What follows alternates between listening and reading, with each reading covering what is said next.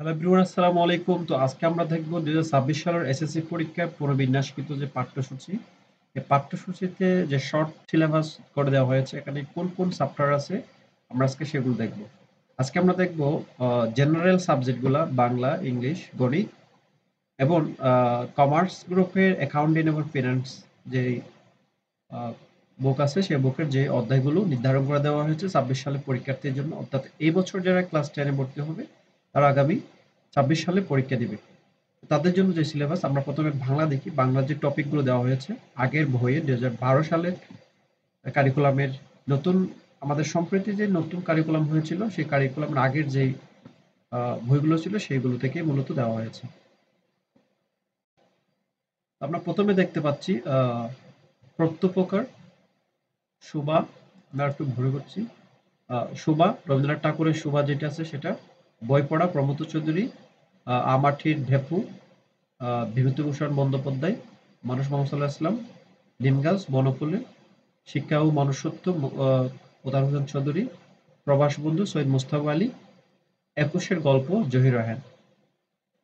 এরপর কবিতা অংশ থেকে রয়েছে আমাদের কপোতাক্ষ নদ। তারপরে এখানে 9টা গদ্য দেওয়া হয়েছে, 9টা গদ্য। এই 9টা গদ্য থেকে আমাদের প্রশ্নগুলো করা হবে।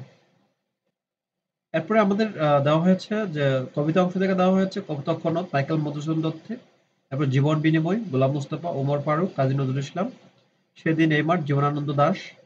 এরপর হচ্ছে আমাদের বৃষ্টি, বৃষ্টি, তার এরপর হচ্ছে আমাদের আমি কোন আগন্তুক নয়, তোমাকে পাওয়ার জন্য হে স্বাধীনতা শামসুর রহমানের, আর হচ্ছে কি ভুশেখ আল মাহমুদ। তারপর আরেকটা দেওয়া হয়েছে 1971, এটা হচ্ছে উপন্যাস। তার মানে কবিতা দেওয়া হয়েছে 8টি, গদ্য দেওয়া হয়েছে আমাদের 9টি, আর কবিতা অংশ দেওয়া হয়েছে বা পদ্য অংশ দেওয়া হয়েছে 8টি। এরপরে উপন্যাস, একটা উপন্যাস দেওয়া হয়েছে। উপন্যাস হচ্ছে 1971, হুমায়ুন আহমেদের 1971 সালে যে উপন্যাস সেটা দেওয়া হয়েছে। এই হচ্ছে বাংলা প্রথম পত্র। বাংলা দ্বিতীয় পত্রতে যদি আমরা দেখি, বাংলা দ্বিতীয় পত্রে এসএসসি 2026 সালে বাংলা যে দ্বিতীয় পত্র পরীক্ষা হবে সেখানে আমরা দেখতে পাচ্ছি ব্যাকরণ অংশের মধ্যে পরিচ্ছেদ 5, পরিচ্ছেদ 5 এ রয়েছে আমাদের পরিচ্ছেদ 5 এ রয়েছে আমাদের বাংলা ধ্বনিসমূহের পরিচয়, উচ্চারণ, স্থান, রীতি অনুযায়ী বর্ণনা করতে পারবো। এরপরে বাংলা ধ্বনিগুলো উচ্চারণের নিয়ম বর্ণনা করতে পারবো। এটা হচ্ছে অনুচ্ছেদ 6, বাংলা ধ্বনিসমূহের পরিচয়, উচ্চারণ, স্থান। এরপর অনুচ্ছেদ 7 রয়েছে বাংলা ধ্বনিসমূহের পরিচয়। একইভাবে অনুচ্ছেদ 8 রয়েছে অর্থাৎ ধ্বনিতত্ত্ব থেকে। অনুচ্ছেদ 5, 6, 7, 8, তারপর 9 বাংলা শব্দের গঠনের উপায়গুলো বর্ণনা করতে পারবো। অনুচ্ছেদ 10 বাংলা বা শব্দ গঠনের উপায়গুলো বর্ণনা করতে পারবো। অনুচ্ছেদ 11 বাংলা শব্দ গঠন উপায়গুলো বর্ণনা করতে পারবো। পরিচ্ছেদ 12 হচ্ছে আমাদের বাংলা শব্দগুলো গঠনের বর্ণনা করতে পারবো। এখানে এখানে মূল বিষয় হচ্ছে ধ্বনি ও বর্ণ, তারপর হচ্ছে কি আমাদের স্বরধ্বনি, ব্যঞ্জন ধ্বনি, এরপর হচ্ছে কি বর্ণের উচ্চারণ, শব্দ গঠন, উপসর্গ দিয়ে শব্দ গঠন, প্রত্যয় দিয়ে শব্দ গঠন, সমাস দিয়ে শব্দ গঠন। তো এখানে মূলত ধ্বনিতত্ত্ব থেকে আমাদের এই অংশটা দেওয়া হয়েছে। এরপরে রয়েছে শব্দের শ্রেণী বিভাগ। অনুচ্ছেদ পরিচ্ছেদ 17 রয়েছে বিশেষ্য, নাউন, সর্বনাম, বিশেষণ, ক্রিয়া, ক্রিয়া বিশেষণ, অনুসর্গ, যোজক, আবেগ, পার্টস অফ স্পিচ যেটা আমরা বলি। বাক্যের অংশ, শ্রেণীবিভাগ, বাক্যের বর্গ, উদ্দেশ্য বিধেয়, সরল ও জটিল বাক্য। এরপরে রয়েছে যৌগিক বাক্য, বাগড়ত্ব, বাগধারা, প্রতিশব্দ, বিপরীত শব্দ, শব্দজোট। এগুলো হচ্ছে আমাদের ব্যাকরণের এমসিকিউর জন্য আমাদের এগুলো নির্ধারণ করা হয়েছে।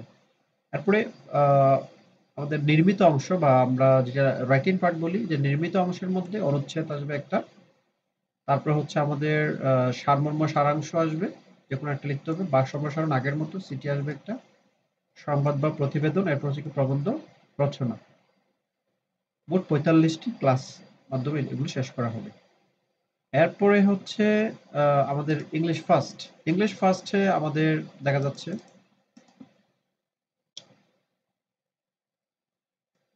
ইংলিশ ফার্স্টে রয়েছে আমাদের প্রথম unit sense of self. Sense of self নামে যে ইউনিটটা আছে সেটা থেকে আসবে। সেই ইউনিটের যে লেসনগুলো আছে সেই লেসনগুলো পড়তে হবে। তারপরে ইউনিট 2 হচ্ছে ক্লাইমেট সায়েন্স। ক্লাইমেট সায়েন্স নামে যে ইউনিটটা আছে সেটা থেকে পড়তে হবে। এখানে লেসনগুলো দেওয়া আছে। এর 5টা লেসন আছে এই ইউনিটে। এই ইউনিটে 3টা লেসন আছে। তারপর ইউনিট 3 হচ্ছে ফার্স্ট টাইম অবসর সময়। এখানে আমার 5টা লেসন আছে। লেসনগুলো পড়তে হবে। তারপর ইউনিট 6 আওয়ার নেইবারস, এখান থেকে আমাদের 5টা লেসন আছে, এগুলো পড়তে হবে। ইউনিট 10, তারপর এখানে আমাদের 4টা লেসন আছে। এরপর unit 11 reading from English literature, এখানে আমাদের প্রায় 9টা লেসন আছে। এরপর ইউনিট 13 লংলিনেস, এখানে আমাদের 3টে ইউনিট আছে। ইউনিট 16 গ্রাফিটি, গ্রাফিটি থেকে আমাদের তেমন লেসন এখানে। তো এখান থেকে আমাদের যে প্রশ্নগুলো আসবে যে আনসিন প্যাসেজ, এগুলো হচ্ছে সিন প্যাসেজ। সিন প্যাসেজ থেকে এখান থেকে আসবে। এরপর আনসিন প্যাসেজ থেকে আমাদের ইনফরমেশন ট্রান্সফার আসবে, সামারাইজিং আসবে, ম্যাচিং আসবে, রিঅ্যারেঞ্জ আসবে। রাইটিং পার্ট আসবে completing story, describing graphs or short, writing dialogue, আর রাইটিং লেটার্স অর ইমেল। এটা 70 নম্বর। তো পরীক্ষা হবে মূলত আমাদের MCQ, answering question, gap fill. এটা হচ্ছে সিন কম্প্রিহেনশন থেকে। তারপর ইনফরমেশন ট্রান্সফার, রাইটিং সামারি, এটা হচ্ছে আনসিন প্যাসেজ থেকে। আর ম্যাচিং, রিঅ্যারেঞ্জ সেন্টেন্সেস, তারপরে answering from poems, answering question from stories, এখান থেকে আসবে। 5টা করে question, 10 number, 20 number total. Writing part 30, complete story, writing dialogue, এগুলো আমাদের আসবে। তারপর ইংলিশ সেকেন্ডের টপিকগুলো আমাদের আর্টিকেল, ডিটারমিনার্স, ডিগ্রেটিভ অ্যাডজেক্টিভ, এখানে মূলত মেইন টপিকটা এখানেই দেওয়া হয়েছে। Gap feelings with close, with close দিয়ে গ্যাপ ফিলিংস করতে হবে। তারপরে আমাদের রয়েছে সাবস্টিটিউশন টেবল, টেবল থেকে sentence making, right form verbs, change this sentence, change this সেন্টেন্সের মধ্যে affirmative, negative, assertive, interrogative, exclamatory, simple, complex, compound, এখানে প্যাসিভটা বাদ দেওয়া হয়েছে। দ্য কোয়েশ্চন আছে, আমাদের সাফিক্স প্রেফিক্স আছে, প্রেপোজিশনের ব্যবহার আছে, কানেক্টরস বা লিঙ্কিং ওয়ার্ডস আছে, পাঞ্চুয়েশন, মার্কস এন্ড ক্যাপিটালাইজেশন আছে। আর রাইটিং পার্টে 40 হচ্ছে প্যারাগ্রাফ, 10 নম্বর। তারপরে হচ্ছে রাইটিং ইমেল 10 নম্বর। এরপর হচ্ছে writing short conversation 20 number. Total 100 নম্বরের পরীক্ষা হবে এইভাবে। এরপরে জেনারেল ম্যাথ, যেটা কমার্স এবং আর্টস এর জন্য, সেখান থেকে যে টপিকগুলো নির্ধারণ করা হয়েছে এখানে দেওয়া হয়েছে যে দ্বিতীয় অধ্যায়, এটা আমরা সেটের যে দ্বিতীয় অধ্যায়টা আছে, সেট ও ফাংশন, সেট ও ফাংশন থেকে আমাদের কোয়েশ্চেন আসবে। তারপরে হচ্ছে তৃতীয় অধ্যায় হচ্ছে বীজগাণিতিক রাশি থেকে প্রশ্ন আসবে। তৃতীয় অধ্যায়ের মধ্যে অনেকগুলো অধ্যায় আছে, এর মধ্যে বীজগণিতের রাশি, বর্গ ও সংগঠিত সূত্রাবলী, ঘনসম সূত্র, উৎপাদক বিশ্লেষণ ও বাকশিস উপপাদ্য, এই চ্যাপ্টারগুলো আমাদের পড়তে হবে। সপ্তম অধ্যায় জ্যামিতিক ব্যবহার, এখানে সপ্তম অধ্যায় হচ্ছে আমাদের ত্রিভুজ অঙ্কন, ত্রিভুজ অঙ্কন এবং ত্রিভুজ সংক্রান্ত সম্পাদ্য যেগুলো আছে সেগুলো। তারপর চতুর্ভুজ সংক্রান্ত সম্পাদ্য যেগুলো আছে এগুলা হচ্ছে আমার সপ্তম অধ্যায়, এখান থেকে আসবে। অষ্টম অধ্যায় হচ্ছে বৃত্ত সংক্রান্ত উপপাদ্য এবং সম্পাদ্য, এখান থেকে আসবে। এরপর হচ্ছে নবম অধ্যায় হচ্ছে ত্রিকোণমিতি, ত্রিকোণমিতির অনুপাত যেগুলো আছে সেখান থেকে অধ্যায়টা দেওয়া হয়েছে। এরপরে একাদশ অধ্যায় বীজগণিতে অনুপাত ও সমানুপাত, এই অধ্যায়টা দেওয়া হয়েছে। পরিমিতি থেকে বৃত্ত সংক্রান্ত পরিমাপ, বৃত্ত পরিধি, ক্ষেত্রফল, বিভিন্ন ঘনবস্তুর আয়তন, আয়তাকার ঘনবস্তু, এই সমস্ত অধ্যায়গুলো আমাদের দেওয়া হয়েছে। সর্বশেষ পরিসংখ্যান, পরিসংখ্যান আকারে কেন্দ্রের প্রবণতা পরিমাপ, অবস্থাপন, ক্রমযোজিত গণসংখ্যা, বিচ্ছিন্ন অবিচ্ছিন্ন চলক, কেন্দ্রের প্রবণতা, গড়, মধ্য, প্রচুরক নির্ণয়, এগুলাই মানে এসএসসি লেভেলের আগে যেগুলো ছিল সেগুলাই দেওয়া হয়েছে। এই হচ্ছে আমাদের গণিত। তো গণিতের এরপর হচ্ছে আমাদের হিসাব বিজ্ঞান। হিসাব বিজ্ঞানে আমাদের দেওয়া হয়েছে প্রথমত দ্বিতীয় অধ্যায় লেনদেন, লেনদেন থেকে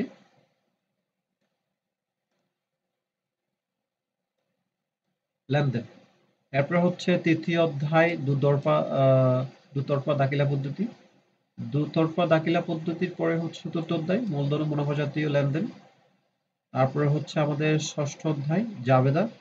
এরপর হচ্ছে কি সপ্তম অধ্যায় খতিয়ান, নবম অধ্যায় হচ্ছে রেওয়ামিল। তারপর ১০ম অধ্যায় যেখান থেকে ২০ নাম্বারের মার্কস আলাদা করে এটা অবশ্যই অ্যান্সার করতে হবে। ২০ নাম্বারের এটা হচ্ছে আর্থিক বিবরণী বা চূড়ান্ত আমরা যেটা বলি এখান থেকে আমাদের ২০ নাম্বার অ্যান্সার হবে। এখানে ১১ অধ্যায় ১২ অধ্যায়গুলো বাদ দেওয়া হয়েছে। ফিন্যান্সে যদি আমরা দেখি ফিন্যান্স আমাদের ১ম অধ্যায় অর্থায়ন ও ব্যবস্থা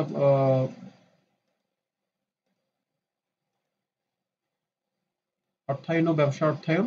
তারপর হচ্ছে কি অর্থের সময় মূল্য, অধ্যায়টা আমাদের ৪র্থ অধ্যায়। পঞ্চম অধ্যায় হচ্ছে ঝুঁকি ও অনিশ্চয়তা। তারপর হচ্ছে মূলধনী আয় ব্যয় প্রাক্কলন। তারপর হচ্ছে কি ব্যাংকে ব্যবসা ও তার ধরন। ১০ম অধ্যায় হচ্ছে বাণিজ্যিক ব্যাংক।